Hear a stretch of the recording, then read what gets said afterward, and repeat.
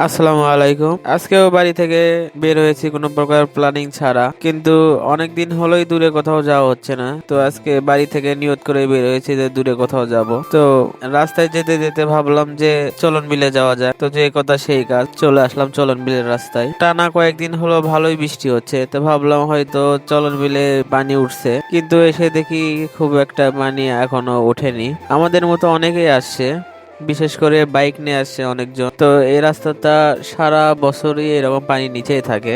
গত বছরও আমরা আসছিলাম এই রাস্তা দিয়েই। একটা শর্ট ভিডিও আমার পেজে ছাড়া আছে, হয়তো অনেকেই দেখছে। সেই ভিডিওতে এই রাস্তাতে গেছিলাম। একটু দূরে যাওয়ার পরে দেখি যারাই ওখানে যাচ্ছে, একটু পরে যাওয়ার পরে ইঞ্জিনে পানি ঢুকে যাওয়ার কারণে ম্যাক্সিমাম বাইক বন্ধ হয়ে যাচ্ছে। তো আমি আর রিস্ক নিলাম না, আবার বাইক ঘুরিয়ে উপরে রাখতে যাচ্ছি। তো এখানে বাইকটা রেখে এখন আবার সামনে দেখতেছি যে অনেকগুলো নৌকাগুলো সামনে একটা মাজার আছে, ওখানে নিয়ে যায় আবার নিয়ে আসে, 20 টাকা করে তারা নেয়। তো আমরাও একটা নৌকায় উঠে পড়লাম।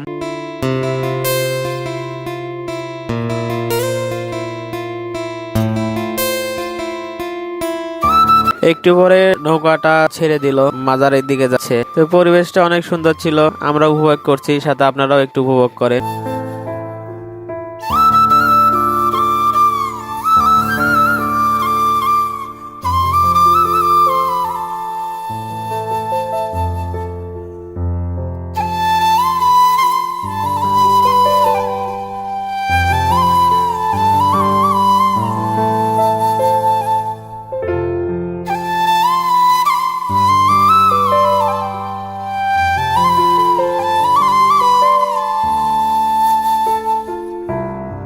অনেক সুন্দর পরিবেশ উপভোগ করার পরে আমরা নেমে পড়লাম মাজারের রাস্তা। এটাই সেই মাজার, ভিতরে অনেকগুলো দোকান ছিল। তো এই দোকানদার রসিক ছিল, তো তার থেকে আমরা একটু আনারস মাখা নিয়ে নিলাম। আনারস মাখা খাওয়ার পরে তিনি অনেক জোর করে আমাদেরকে মুড়ি মাখা খাওয়াই দিল। আমরা খেতে চাচ্ছিলাম না, কিন্তু তিনি এক প্রকার জোর করে খাওয়ালো।